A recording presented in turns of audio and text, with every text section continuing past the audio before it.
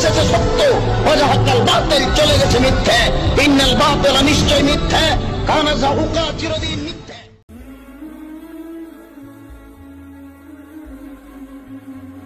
আল্লাহর নবী কখনো তাবিজ লেখেন নাই, নবী কখনো তাবিজ লেখেন নাই, নবী লিখতেই জানতেন না।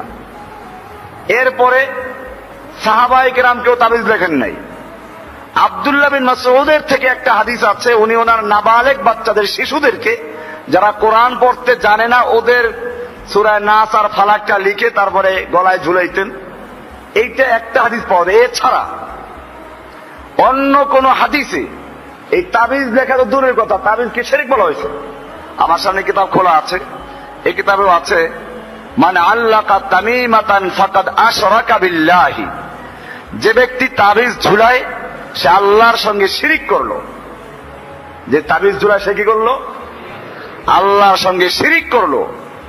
কইবেন যে হুজুর এইবার তোমার আর একটা হাত দিলেন, তাবিজ তো আমাদের হুজুরা সবাই লেখে, পরিষ্কার মেশকাত হাদিস আছে, এই কিতাব সব জায়গায় পড়ানো হয়, এই জন্য কিতাবটা সামনে রাখা হয়। এই কিতাবে পরিষ্কার লেখা আছে, মানে আল্লাকা তামিমাতান ফাকাদ আশরাকা বিল্লাহ, বাবুর রুকা। এখানে পরিষ্কার বলা আছে, যে ব্যক্তি তাবিজ ঝুলায় সে আল্লাহর সঙ্গে শিরিক করলো। চিকিৎসা করা যায়, কারণ চিকিৎসার মধ্যে কোনো কোরআন বা এরকম আকীদার বিষয় জড়িত না, তাবিজের সঙ্গে আকীদার বিষয় জড়িত। এই জন্য আল্লাহ রাসূল সাল্লাল্লাহু আলাইহি ওয়াসাল্লাম বলেছেন, মাল আল্লাকা তামিমাতান, যে ব্যক্তি গলায় তাবিজ ঝুলায় সে আল্লাহর সঙ্গে শিরিক করলো। আর এক হাদিস, ওমান আল্লাকা তামিমাতান ফাকাদ উকিলা ইলাইহি, যে ব্যক্তি তাবিজ ঝুলায় তাকে তাবিজের উপরে নির্ভরশীল করে দেওয়া হয়। দেখবেন যারা এই তাবিজ কবর লাগায়, কত দরবারের তাবিজ লাগায় আল্লাহই জানে, এরপরেও তার রোগ ভালো হয় না। কারণ আল্লাহরও খেলা আছে একটা। হাদিসে এটা বলা আছে, আনা ইনদা যন্নি আবদি বি, বান্দা আমার সম্পর্কে যেরকম ধারণা করে আমি তার সঙ্গে সে আচরণটাই করি। যে মনে করে তাবিজ ছাড়া সে ভালো হবে না, গলায় তাবিজ, এখানে বড় বড় মাদুলি লাগায়, কবচ লাগায়, আরো কত কাহিনী। আবার কেউ আছে জিনের মাধ্যমে চিকিৎসা করে, জিনের মাধ্যমে চিকিৎসা করে, জিন হুজুর। এই যে ভণ্ডামিগুলো আমাদের সমাজে আছে, মানুষের এগুলো বিশ্বাস করে, টাকা দেয়, পয়সা দেয়। একটু চিন্তা করে না যে আল্লাহর নবীর কোন সাহাবী বা আল্লাহর নবী নিজে জিনের মাধ্যমে তদবির করেছেন কিনা। আল্লাহর নবীর যখন প্রয়োজন সিংহে লাগাইলেন, হাদিসে আছে না সিংহে লাগাবার কথা, আল্লাহ নবী সিংহে লাগাইছেন, হাদিসে আছে। আল্লাহ নবী চিকিৎসা করেছেন, হাদিসে আছে। তো আল্লাহর নবী তো কোনো জিন খবর দেন নাই যে জিন আসো আমার এই খবর অসুবিধা আছে। আল্লাহর নবীর তো কোনো তাবিজ ঝুলান নাই। এরকম ভাবে তাবিজ কবচ এটা একটা ব্যবসা।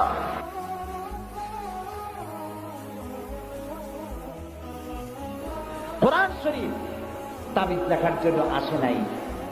যারা তাবিজ লেখেন, আমি বিনয়ের সাথে তাদেরকে এই কথাটা বলবো, আপনারা কোরআন দিয়া তাবিজ লিখা ইসলামের কোন উপকার করেন নাই, ক্ষতি করছেন। বিশ্বাস করুন, রাসূলুল্লাহ কোরআন দিয়া তাবিজ লেখেন নাই, সাহাবায়ে কেরামও করেন নাই। একজন সাহাবীও তাবিজ লিখেছেন এর দলিল যদি কারো জানা থাকে, মেহেরবানি করে আমাকে জানাবেন, আমি আপনার কাছে শিখবো। ঝাড়ফুঁক করেছেন রাসূলুল্লাহ নিজেও, ঝাড়ফুঁক করেছেন সাহাবায়ে কেরাম, কিন্তু তাবিজ লেখেন নাই। তাবিজ দেখে মানুষকে বোঝানো হয়েছে এটা তাবিজের কিতাব, কিন্তু তা নয়, এটা সংবিধান, সুবহানাল্লাহ, এটা কনস্টিটিউশন। এর মধ্যে অর্থনীতি, সমাজনীতি, রাজনীতি, ইতিহাস, ভূগোল কি নাই, কোরআনের মধ্যে সব আছে, সুবহানাল্লাহ।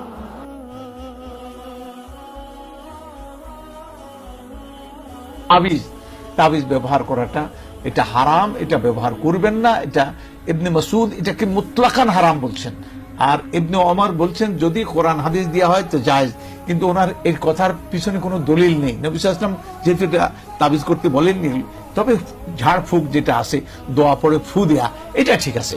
কিন্তু তাবিজ ঝোলানো, মান তাআল্লাকা শাইআন উকিলা ইলাইহি, যে কোনো জিনিস লটকাবে ওটার উপরে তাকে সাপোর্ট করবেন, এটা এছাড়া এটার অনেক লম্বা ব্যাখ্যা ইমাম আপনার মাসউদের, আব্দুল্লাহ ইবনে মাসউদের। আমরা এই সময়ে আমাদের হাতে সময় নেই বলে আমরা এই ব্যাপারটি অ্যাড্রেস করতে পারলাম না, আরেক বৈঠকে ইনশাআল্লাহ। তাবিজের ব্যবসা তো গরম। এক এক তাবিজ, এই যে উড়োজাহাজ মসজিদে এক হুজুর থাকেন, সেখানে এক এক তাবিজের দাম হলো 1500, 2000, 500, 700, 200-এর নিচে কোনো তাবিজ নেই।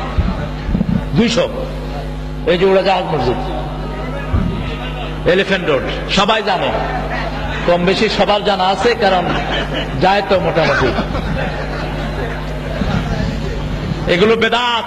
এ সমস্ত হুজুরদেরকে পুড়ে দেন, জ্বালিয়ে ফেলেন এদেরকে। মান আল্লাকা তামিমাতান ফাকাদ আশরাক, এগুলো যারা ঝুলায়, বিশ্বনবী বলেছেন ওরা মুশরিক।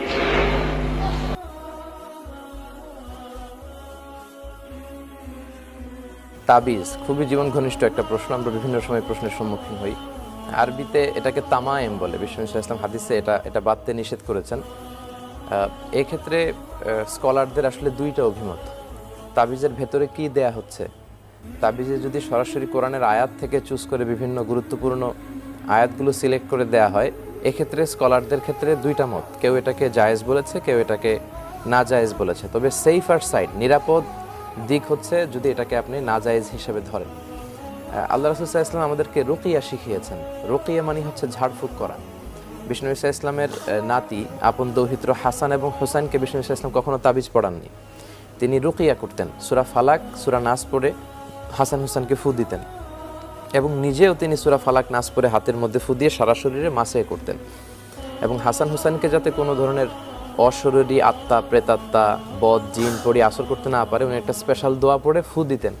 উনি পড়তেন আউযু বিকালিমাতিল্লাহি তাম্মা মিন কুল্লি শাইতানিন ওয়া হাম্মা ওয়া মিন কুল্লি আইনিন লাম্মা। মানে আল্লাহর কাছে আমি পানা চাই শয়তানের ওয়াসওয়াসা থেকে, শয়তানের কুদৃষ্টি থেকে, এবং সব ক্ষতিকর বিষয় থেকে আমি পানা চাই। এগুলো পরে রাসূল সাল্লাল্লাহু আলাইহি ওয়াসাল্লাম ঝাড়ফুঁক করতেন এবং সাহাবারাও ঝাড়ফুঁক করতো। এজন্য ঝাড়ফুঁক করা হচ্ছে সুন্নাহ। তাবিজ বাঁধাটা এটা কখনো কখনো শিরকের পর্যায়ে আপনাকে নিয়ে যেতে পারে।